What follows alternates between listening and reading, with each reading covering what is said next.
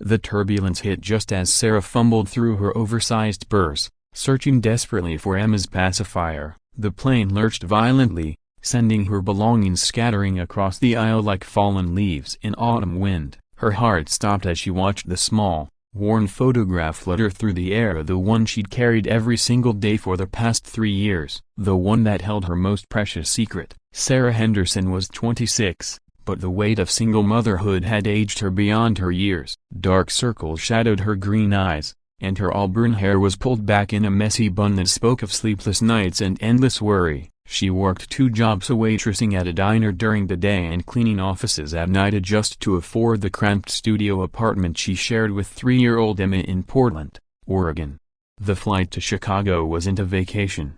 It was desperation dressed up as hope. Her sister Rachel had called 2 weeks ago with news that a law firm in Chicago was hiring paralegals, offering a salary that could finally lift them out of poverty. Sarah had scraped together every penny for the plane tickets, knowing this might be their only chance at a better life. As she scrambled to collect her scattered belongings, a pair of expensive Italian leather shoes appeared in her peripheral vision. She looked up to see a man in an impeccably tailored navy suit crouching beside her, holding the photograph that had landed near his first-class seat. "I believe this belongs to you," he said, his voice carrying a familiar warmth that made her freeze. Sarah's world tilted. She knew that voice. She knew those piercing blue eyes that had once looked at her with such tenderness. Marcus Blackwell, the same Marcus who had been her everything 4 years ago, before ambition and family pressure had torn them apart, before she discovered she was pregnant with his child. Marcus studied the photograph in his hands, a beautiful little girl with his own blue eyes and Sarah's smile, blowing out candles on a birthday cake. His face went pale as the realization hit him like a physical blow. "You were never going to tell me?" His voice was barely a whisper, but in the confined space of the airplane, it carried the weight of years of missed moments, of a child he never knew existed. Sarah's hands trembled as she reached for the photo. "Marcus, yeah, she's mine, isn't she?" He sank into the empty seat beside her, his composure cracking. The CEO of Blackwell Industries, a man who commanded boardrooms and made million-dollar decisions without flinching, looked utterly lost. Emma stirred in Sarah's arms, her tiny fist rubbing sleepy eyes. She was a perfect blend of both Prince Marcus's determined chin and Sarah's gentle spirit. When she opened her eyes and looked directly at Marcus, recognition flickered across his features like he was seeing himself in a mirror. "Her name is Emma," Sarah whispered, her voice thick with unshed tears. Emma Rose. The name hit Marcus like a punch to the chest. Rose had been his grandmother's name, the woman who had raised him after his parents died. He'd mentioned her to Sarah countless times during their relationship, telling her how much he'd loved the old woman who had taught him that success meant nothing without people to share it with. Why? The single word carried years of pain, confusion, and regret. Sarah closed her eyes, remembering that terrible morning 4 years ago when she'd stood outside his office building, pregnancy test results clutched in her shaking hands. She'd watched through the glass windows as Marcus sat in a conference room, his face hard and determined as he discussed his engagement to Victoria Pemberton, the daughter of his father's business partner, a marriage that would merge 2 corporate dynasties.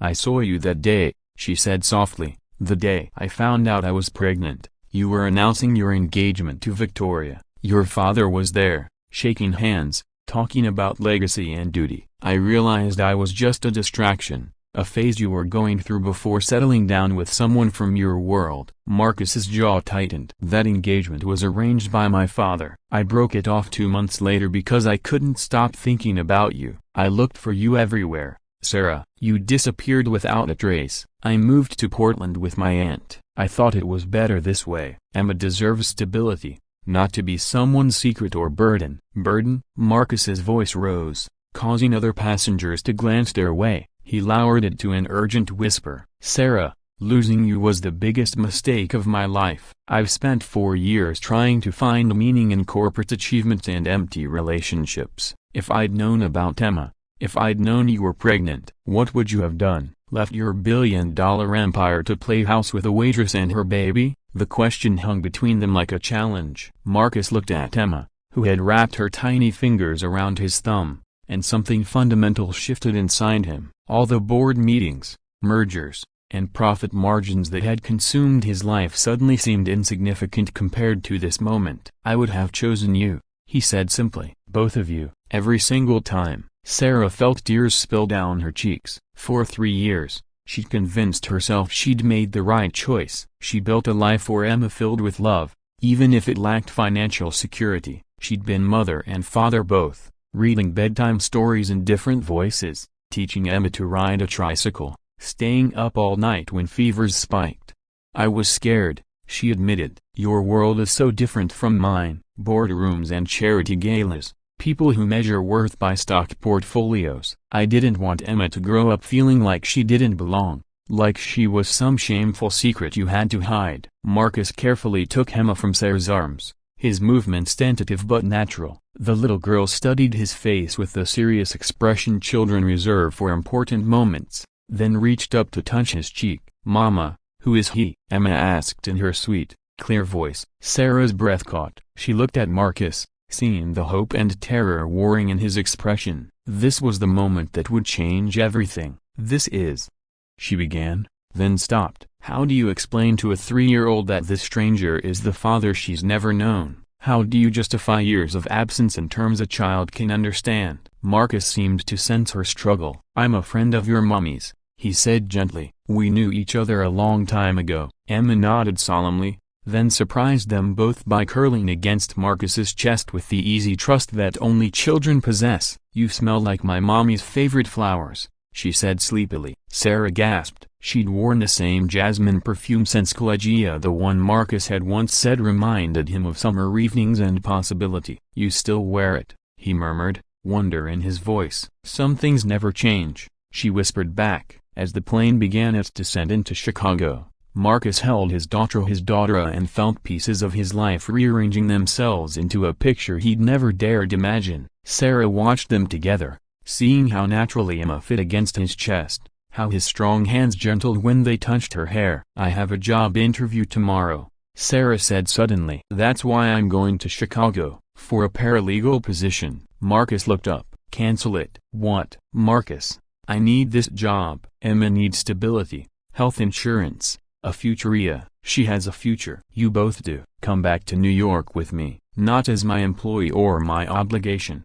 but as my family. Let me be the father I should have been from the beginning." "It's not that simple. You can't just waltz back into our lives and fix everything with money and promises." "You're right," he said, his voice steady despite the emotion in his eyes. "I can't fix the past. I can't get back those 3 years of bedtime stories and first steps and Christmas mornings. But I can start now, today, if you'll let me." Emma had fallen asleep against his shoulder, her small body rising and falling with each breath. She looked so peaceful, so right in his arms, that Sarah felt her careful defenses grumbling. "She's been asking about her daddy," Sarah admitted quietly. "I didn't know what to tell her. I've been dreading the day she'd start really questioning why it's just the two of us." "Tell her he's here now," Marcus said. "Tell her he's sorry he missed so much, but he's never going to miss another day if he can help it." The plane touched down with a gentle bump, and other passengers began gathering their belongings. But Marcus,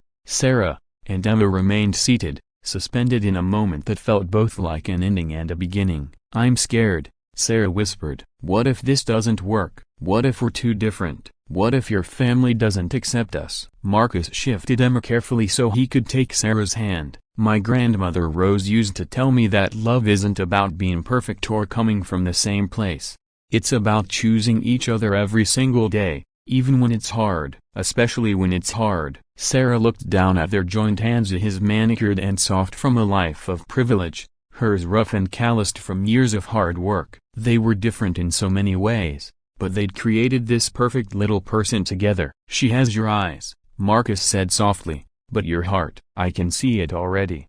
"And your stubborn streak," Sarah replied with a watery smile. "She refuses to eat vegetables unless I make airplane noises." They laughed together, and for a moment, it felt like no time had passed at all, like they were still the young couple who had fallen in love over late-night coffee and shared dreams. "I want to try," Sarah said finally, "not because of the money or the security, but because Emma deserves to know her father. And because maybe, just maybe, we deserve a second chance. Marcus leaned over and kissed her forehead, the gesture so tender and familiar that tears sprang to her eyes again. "We're going to figure this out together, all three of us." As they prepared to leave the plane, Marcus carrying a sleeping Emma while Sarah gathered their belongings, the flight attendant smiled at what appeared to be a perfect family reuniting after a trip. She had no idea she just witnessed a miracle, three broken pieces finding their way back together, proving that sometimes the most important journeys don't take us to new places, but back to where we belong.